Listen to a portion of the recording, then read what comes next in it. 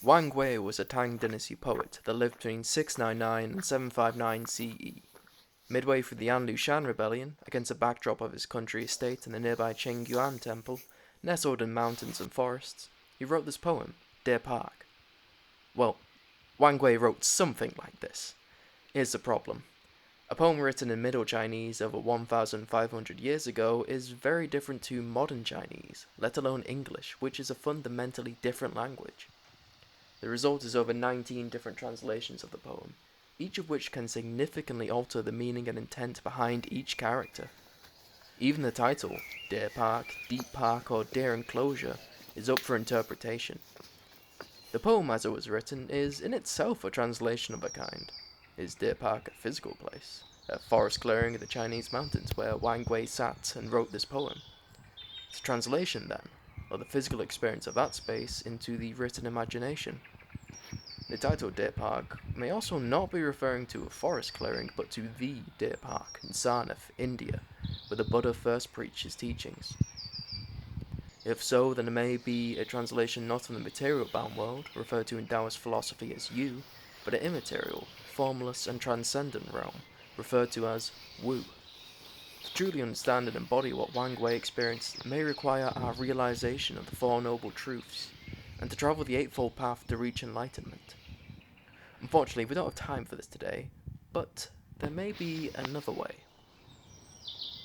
In the 21st century, the untouchable is tangible, the immaterial is digital.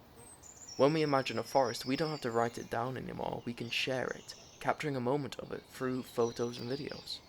Or, we can even create one.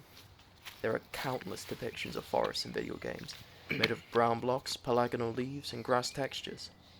The geography and experience of what you felt in a forest can be recreated. Mostly. Many video game forests suffer from being just areas you move through, in one end and out the other, but this time with a leafy backdrop. It's also hard to get lost in a game forest, one that has objectives, pathways, and a designed purpose. Despite this, a link to reality can often be seen, a reflection of an internal, original experience can be found. In Buddhism, there's a metaphor for reality's interconnectedness. The Hindu god Indra cast a net over the world made from glittering jewels, each one reflecting another into infinity. Everything, living or dead, past, present or future, and every thought is interconnected.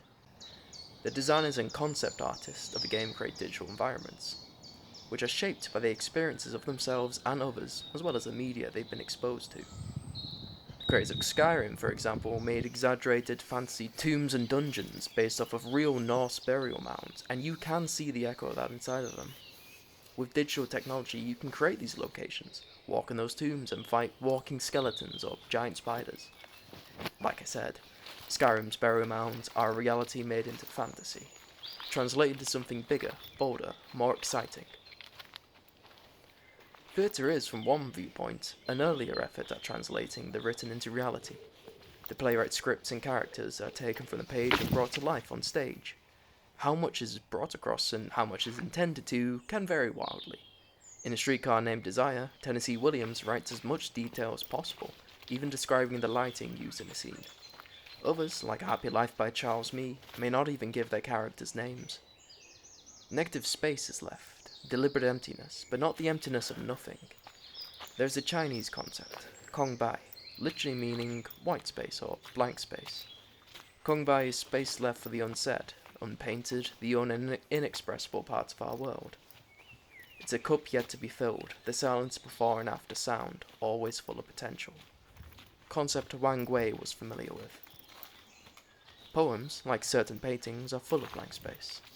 Gaps that your mind will fill, meanings that you yourself will translate. There are 19 different official translations of Deer Park and likely hundreds more. Partially because it's written in an older language. Partially because it's written in a different one. Or maybe it's because what the right translation is simply doesn't matter.